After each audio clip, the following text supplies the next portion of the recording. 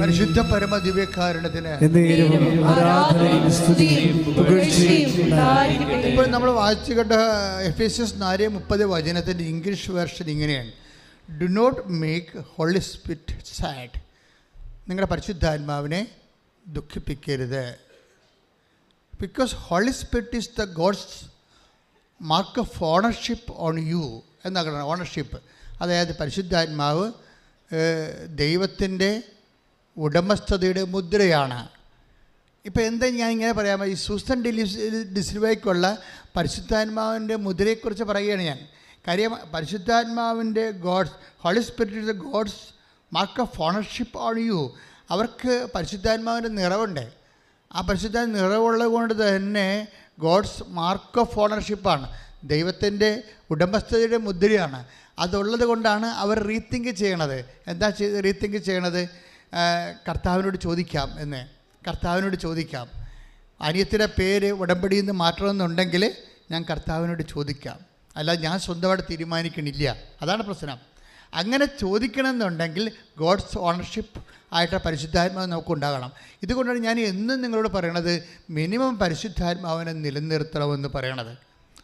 എന്താ കാരണം വെച്ച് കഴിഞ്ഞാൽ പരിശുദ്ധാത്മ വിട്ടുപോയാൽ നമ്മൾ നമുക്ക് ഇഷ്ടമുള്ള പോലെ ചെയ്യും. അത് ലോകാരൂപിയിലായിരിക്കും ചെയ്യണത്.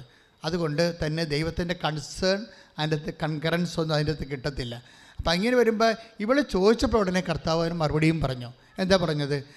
കർത്താവിൻ്റെ കൃപ എല്ലാവർക്കും ഞാൻ ഇഷ്ടം പോലെ നൽകുന്നു. പിന്നെ നിനക്ക് നിൻ്റെ പേര് വെച്ചിരിക്കുന്നില്ല എന്നോർത്തുകൊണ്ട് നീ ടെൻഷൻ അടിക്കേണ്ടെന്നാണ് ഈശോ പറയണത്. നിൻ്റെ പേര്, നിൻ്റെ ഫാറ്റി ലിവറിൻ്റെ വിഷയം ഉടമ്പടിയിൽ ചേർത്തിട്ടില്ല എന്ന് വിചാരിച്ചുകൊണ്ട് നീ ടെൻഷൻ അടിക്കേണ്ടെന്നാണ് ഈശോ പറഞ്ഞിരിക്കുന്നത്. കൈ ഇടിച്ച് കർത്താവിനെ സ്തുതി.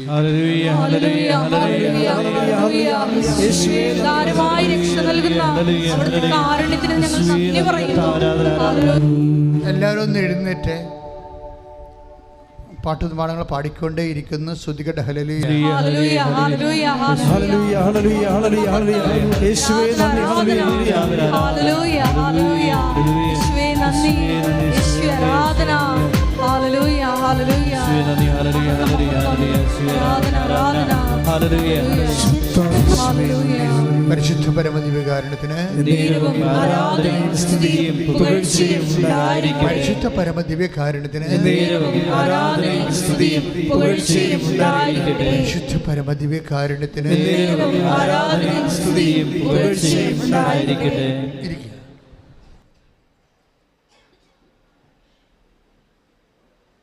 പരിശുദ്ധ പരമദിവ്യകാരുണ്യത്തിന് ആരാധനയും സ്തുതിയും പുകഴ്ചയും ഉണ്ടായിരിക്കട്ടെ. എൻ്റെ മക്കളെ, നമ്മൾ ദൈവസന്നിധിയിലാണ് ഇരിക്കുന്നത്.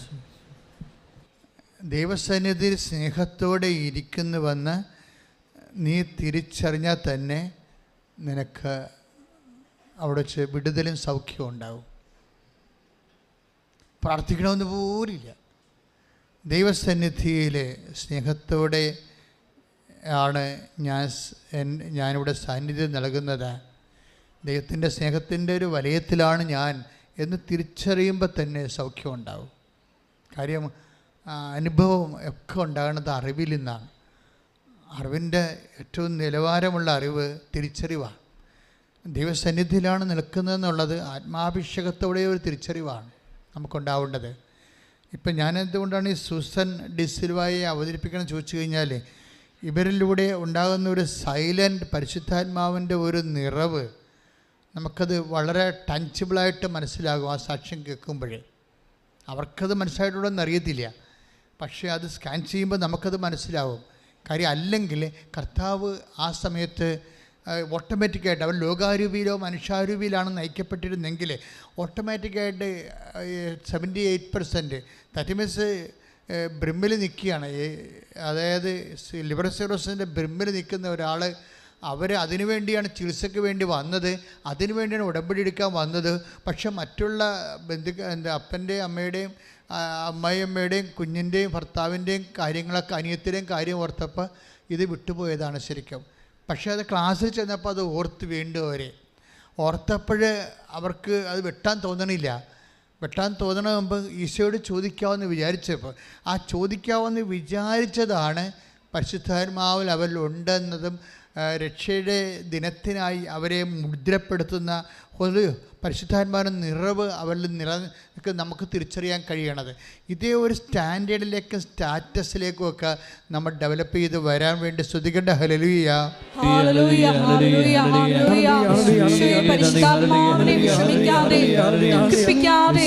ഞങ്ങളുടെ ജീവിതത്തിൽ ഓരോ തീരുമാനങ്ങൾ എടുക്കുവാൻ ഞങ്ങൾ നീ അഭിഷേകം ചെയ്യണമേ എന്ന് പ്രാർത്ഥിക്കുന്നു. ഈ ആരാധനയിലൂടെ വഴി നടത്തണമേ എന്ന് പ്രാർത്ഥിക്കുന്നു. അപ്പോൾ ഇതെന്താ പ്രശ്നം വെച്ച് കഴിഞ്ഞാൽ, ഇനി അടുത്ത സ്റ്റെപ്പ് എന്താണ്? ഇവർ ഇത് എഴുതാതെ തന്നെ മനസ്സുകൊണ്ട് ഈശോയ്ക്ക് സമർപ്പിച്ചിട്ട് സഹോദര സ്നേഹത്തോടെ ഉടമ്പടി ചെയ്തിട്ട് അവർ തിരിച്ചു പോകും. തിരിച്ചു പോകുന്നത് ഒരു നാച്ചുറോപ്പതി ഹോസ്പിറ്റലിലേക്കാണ് തിരിച്ചു പോണത്. ആ നാച്ചുറോപ്പതി ഹോസ്പിറ്റലിൽ അവർ തിരിച്ചു ചെന്നിട്ട് അവരവിടെ സ്കാനിങ്ങും ടെസ്റ്റിങ്ങും ലാബും ഒന്നുമില്ല, നാച്ചുറോപ്പതിയാണ് അവിടെ ഉള്ളത്. പക്ഷേ ഇവർ ഡോക്ടറിനോട് പറയും, ഡോക്ടറെ എൻ്റെ മെഡിക്കൽ സ്റ്റാറ്റസ് ഒന്ന് നോക്കണം, ടെസ്റ്റ് ചെയ്യണം. കാര്യം ഇവിടെ നിന്ന് ഞാൻ ചികിത്സ എടുത്താലും ഇത് കഴിയുമ്പോൾ എന്ത് ഗ്രോത്ത് ഉണ്ടായെന്ന് ഞാൻ അറിയണമല്ലോ എനിക്ക്. അപ്പോൾ ഇവർ ഉടമ്പടി എടുത്തിരിക്കണത് എന്നാണ്? ജനുവരി 19. ഇവർ ഇവർ നാച്ചുറോപ്പതി ചെന്നിരിക്കണത് എന്നാണ് ജനുവരി 23. അപ്പോൾ ഡോക്ടറിനോട് പറയാം അവർ എൻ്റെ മെഡിക്കൽ സ്റ്റാറ്റസ് എടുക്കണം. കാര്യം ഞാനിവിടെ 2 ആഴ്ചത്തെ ചികിത്സ കഴിയുമ്പോൾ എന്ത് ഗ്രോത്ത്, എന്ത് ഡിഫറൻസ് ഉണ്ടായെന്ന് എനിക്കറിയാൻ വേണ്ടിയാണെന്ന് പറഞ്ഞു. ഡോക്ടർ പറഞ്ഞു ഓക്കെ യു ടേക്ക് എന്ന് പറയും. ഉടനെ അവർ എടുക്കുമ്പോൾ അവർ കാണുന്നൊരു ഞെട്ടിപ്പിക്കുന്ന സത്യമുണ്ട്. എന്താണ് കാര്യം? 78% ഉണ്ട് ലിവർ സിറോസിസ്, അത് 0 ആയിരിക്കണം. കൈ ഇടിച്ച് കിടത്താൻ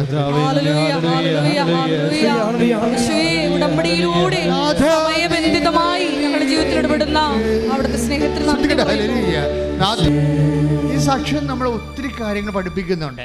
ദാറ്റ് മീൻസ് 19 തീയതി ഒരു ഉടമ്പടി എടുത്തിരിക്കുന്നു. ഇവരെപ്പോഴാണ് ലാബ് ടെസ്റ്റ് ചെയ്യണത്?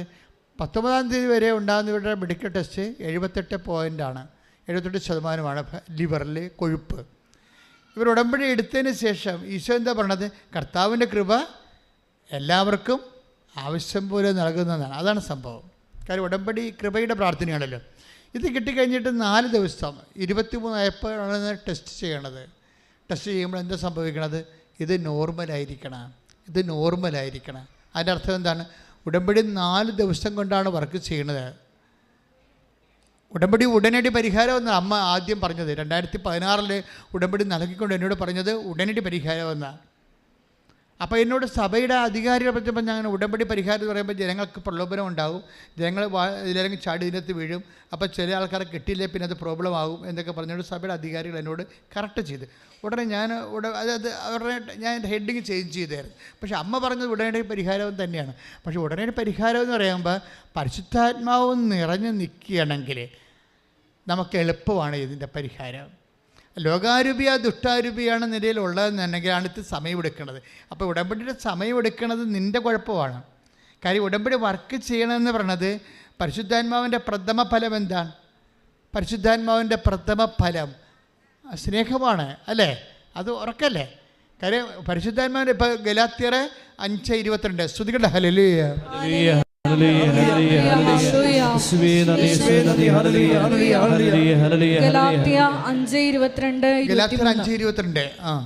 എന്നാൽ ആത്മാവിന്റെ ഫലങ്ങൾ സ്നേഹം, ആനന്ദം, സമാധാനം, ക്ഷമ, ദയ, നന്മ, വിശ്വസ്തത, സൗമ്യത, ആത്മസംയമനം ഇവയാണ്. അപ്പോൾ ആത്മാവിൻ്റെ ഫലങ്ങൾ എന്താണ്? ഒന്നാമത്തെ എന്താണ്? സ്നേഹമാണ്. ഈ സ്നേഹത്തിൽ സഹോദര സ്നേഹമാണ് ഇപ്പോൾ അവിടെ വർക്ക് ചെയ്തിരിക്കുന്നത്. അവിടെ അനിയത്തിക്ക് വീടില്ലാത്ത കാര്യം വെച്ചിട്ട് സ്വന്തം ഫാറ്റ് ലിവർ മാറ്റിയിരിക്കുന്നത്, അതാണ് വിഷയം. അതാണ് സഹോദര സ്നേഹം എന്ന് പറയുന്നത്. ഈ സാധനം കൃപാസനത്തിൽ വെച്ച് തന്നെ സ്നേഹം വർക്കൗട്ട് ചെയ്യണമെങ്കിൽ പ്രശ്നം തീർന്ന്. പരിശുദ്ധാത്മാവിൻ്റെ ഒന്നാമത്തെ ഫലം എന്താണ്? സ്നേഹമാണ്. അപ്പോൾ സ്നേഹം എന്ന് പറയുമ്പോൾ ഉള്ള പ്രോബ്ലം എന്ന് വെച്ച് കഴിഞ്ഞാൽ സ്നേഹം നിങ്ങൾക്കറിയാമല്ലോ. ഇപ്പോൾ നമ്മൾ ഈ അച്ഛൻ്റെ നിങ്ങളുടെയൊക്കെ മൊബൈലിൽ സ്മാർട്ട് ഫോണില്ലേ, ടച്ച് സ്ക്രീൻ്റെ സ്മാർട്ട് ഫോൺ നമ്മൾ അത് ഓഫായിട്ടിരുന്നിട്ട് പിന്നീട് ഓൺ ചെയ്യണമെങ്കിൽ ആദ്യം എഴുതി കാണിക്കണത് എന്താ? ടച്ച് സ്ക്രീൻ്റെ സ്മാർട്ട് ഫോൺ ഓഫായിരുന്നിട്ട് പിന്നെ നമ്മൾ ഓൺ ചെയ്യണമെങ്കിൽ ആദ്യം എഴുതി കാണിക്കണത് എന്താണ്? ആൻഡ്രോയിഡ് എന്നല്ല പറഞ്ഞത്. എന്താ പറയണത്? ഇത് powered by Android, secured by Knox. രണ്ടും സോഫ്റ്റ്വെയറാണ്. രണ്ട് സോഫ്റ്റ്വെയർ ആണ്. അപ്പോൾ ആൻഡ്രോയിഡ് എന്ന് പറഞ്ഞ സോഫ്റ്റ്വെയർ വഴിയാണ് ഇത് പവർ ചെയ്യണതെന്നാണ്. ഞാൻ ഇപ്പോൾ ഇത് പറയാൻ കാര്യം എന്തറിയാവോ? ഉടമ്പടി, മരിയൻ ഉടമ്പടി പവേഡ് ബൈ എന്താണ് അതറിയണം ആദ്യം. മരിയൻ ഉടമ്പടി എന്ന് പറയുന്ന സംഭവം അത് പവേഡ് ചെയ്യും. ഇപ്പോൾ അവർക്ക് പവറായല്ല, അത് പവേഡ് ബൈ എന്താണ്? പരിശുദ്ധാത്മാവിൻ്റെ ഫലങ്ങളാണ്. അതാണ് വിഷയം. പരിശുദ്ധാത്മാവിൻ്റെ ഫലങ്ങളിലാണ് ഇത് പവറാകണത്. രണ്ട് രീതിയിൽ മരിയൻ ഉടമ്പടി പവേഡാവും. Powered by fruit of the Holy Spirit, powered by Marian spirituality. രണ്ടും ശരിയാണ്. Marian covenant is powered by fruit of the Holy Spirit. പരിശുദ്ധാത്മാവിൻ്റെ ഫലങ്ങളാൽ ഇത് പവറാകും, പെട്ടെന്ന് പവറാകും. അപ്പം നിങ്ങൾ ചെയ്യേണ്ടത്, ഉടമ്പടി എടുത്തിരിക്കുന്നവർ ഇടിച്ചു തല്ലി പോയി നോക്കേണ്ടത് എന്താണ്? പരിശുദ്ധാത്മാവിൻ്റെ ഫലങ്ങൾ എന്തൊക്കെയാണെന്ന് നോക്കണം. എന്തൊക്കെയാണ് ഫലങ്ങൾ? ഒന്ന് വായിച്ചേ എന്നാൽ ആത്മാവിന്റെ ഫലങ്ങൾ, അതായത് ഗലാത്യർ 5:22 ഒന്ന് പറഞ്ഞ. എന്നാൽ ആത്മാവിന്റെ ഫലങ്ങൾ എല്ലാവർക്കും അറിയാം. എല്ലാവർക്കും അറിയാവുന്ന പറയണത് ഗലാത്യ സഭയിലുള്ള എല്ലാവർക്കും അറിയാവുന്ന. 2000 കൊല്ലങ്ങൾക്ക് മുമ്പ് അപ്പോസ്തലിക സഭയാണ് ഗലാത്യ സഭ. അവിടെ ഒരു ഇപ്പം സഭയിൽ 120 കോടിയോളം ആൾക്കാരുണ്ട് ഈ കത്തോലിക്ക സഭയിൽ മാത്രം. അത് 130 കോടിയാണെന്ന് പറയും. ഈ 130 കോടി ആൾക്കാർക്കും പരിശുദ്ധാത്മാവിൻ്റെ ഫലങ്ങൾ അറിയാമോയെന്ന് ചോദിച്ചാൽ ഇന്ന് ജപ എന്നൊക്കെ അടിക്കും. അതാണ് പ്രശ്നം, അതാണ് പ്രോബ്ലം. അത് പ്രോബ്ലമാണ്. പരിശുദ്ധാത്മാവിൻ്റെ ഫലങ്ങൾ ആദിമസഭയിൽ എല്ലാവർക്കും അറിയാമായിരുന്നു. ഇതാണ് വിഷയം. ഇന്ന് എത്ര ശതമാനം പേർക്ക് അറിയാം? ദൈവത്തോട് വളരെ അടുത്ത് നിൽക്കുന്നവർക്ക് വരെ കമ്മിയായിട്ടും കട്ടിയായിട്ടും അറിയാൻ പാടുള്ളൂ. ഇവിടെയാണ് പ്രോബ്ലം വന്നിരിക്കുന്നത്. അവിടെ എല്ലാവർക്കും അറിയാവുന്നതാണ്. നമ്മുടെ സാർവത്രിക സഭ ശ്രദ്ധിക്കേണ്ട ഒരു വിഷയമാണത്. എല്ലാവർക്കും പരിശുദ്ധാത്മാവിൻ്റെ സഭയെക്കുറിച്ച് അറിയാവുന്ന, പരിശുദ്ധാത്മാവിനെക്കുറിച്ച് അറിയാവുന്ന രീതിയിലേക്ക് നമ്മുടെ പബ്ലിക് എഡ്യൂക്കേഷൻ, സഭയുടെ എഡ്യൂക്കേഷൻ. അപ്പോൾ ഞാനൊക്കെ ചെയ്യണത് എന്താ? പബ്ലിക് എഡ്യൂക്കേഷനാണ്, സഭയുടെ പൊതുവിദ്യാഭ്യാസമാണ് ചെയ്യണത്. ഞാൻ എന്തുകൊണ്ടാണ് ചെയ്യണത്? ദൈവത്തോടുള്ള സ്നേഹം കൊണ്ട് ചെയ്യണതാണ്. വേറെ ഇതിൻ്റെ അകത്ത് യാതൊരു മോട്ടീവിലും ദൈവത്തിന് അറിയാം. കാര്യം ഇതിൻ്റെ വളർച്ച കാണുമ്പോൾ എനിക്കറിയാം. ഞങ്ങളുടെ അധ്വാനത്തിൻ്റെ വളർച്ചയല്ല ഇത് വളർന്നു കൂട്ടണത്. ഞങ്ങളുടെ അധ്വാനം വളരെ ഒരു 15% 20% അധ്വാനം നമുക്ക് ആവത്തുള്ളൂ. ഞാൻ തന്നെ ഇടവക അച്ഛനായിരുന്നിട്ട് ഇടവക ജോലിയല്ല, 800 വീട്ടുകാർ വരെ ഉണ്ടായിട്ടുണ്ട് എനിക്ക് ഇടവക വികാരിയായിട്ട്. ഞാൻ എൻ്റെ അസിസ്റ്റൻ്റ് പോലും എനിക്കില്ലായിരുന്നു. ആ സമയത്താണ് ഞാൻ കൃപാസനത്തിന് ഇവിടെ തുടങ്ങിയത്. അതാണ് പ്രശ്നം. അതിൻ്റെ വെച്ചാൽ ആ ഇത്രയും ഉത്തരവാദിത്തത്തിൽ നിന്നിട്ട് ഞാൻ 24 കിലോമീറ്ററിൽ നിന്ന് അകലെ വന്നിട്ട് ഇവിടെ തുടങ്ങിയ സംഭവമാണിത്. ആ കാലങ്ങളിലെല്ലാം ഞാൻ ഒത്തിരിയേറെ ടെൻഷനും പ്രഷറും അടിച്ച് അമ്പലപ്പുഴ വെച്ച് എനിക്ക് പ്രഷർ കൂടി അവസാനം ക്രിയാറ്റിനായിട്ട് ചേഞ്ച് ചെയ്ത്. കാര്യം ഇതും അതും കൂടി എനിക്ക് ഒരുമിച്ച് കൊണ്ടുപോകാൻ പറ്റുന്നില്ലായിരുന്നു. ഞാൻ വിഷമിക്കുമായിരുന്നു. അവിടെ മരണവും കല്യാണവും ക്ലാസ്സും ഒക്കെ വരുമ്പോൾ ഇവിടെയും ആരാധനയും മരിയൻ തപസ്സും രാത്രിയൊക്കെ ഞാൻ ഇവിടെ നിന്ന് 3 മണിക്കൊക്കെയാണ് ഇവിടുന്ന് പോയിക്കൊണ്ടിരുന്നത്. എല്ലാവരെയും കാണും. മരിയൻ തപസ് കൂടുന്ന ആൾക്കാരെ 11 മണിക്കാണ് ദിനം തീരണത്. 11 തൊട്ട് വെളുപ്പിന് 3 മണി ഇരുന്നുകൊണ്ട് ഇതെവിടെ ഇരുന്നുകൊണ്ട് എല്ലാവരെയും കാണും. കാര്യം എനിക്ക് 5-6 മണിക്കവിടെ കുർബാനമുണ്ട്. പിന്നെ ഞാൻ അവിടെ ഉടനെ ഇവിടുന്ന് പോയി ബുദ്ധിയും ബോധവും ഇല്ലാതെ ഉറങ്ങാതെയും പോയി. അപ്പോൾ ഇങ്ങനെ കുറേ ഇൻവെസ്റ്റ്മെൻറ്റിൻ്റെ അകത്ത് ഉണ്ട്. ശരിക്കും ഇൻവെസ്റ്റ്മെൻ്റ് ഉണ്ട്. അപ്പോൾ ഇതിൻ്റെ പിന്നിലുള്ള സത്യം എന്താണെന്ന് വെച്ച് കഴിഞ്ഞാൽ ഒറ്റ സത്യമേ ഉള്ളൂ. എന്താ കാര്യം?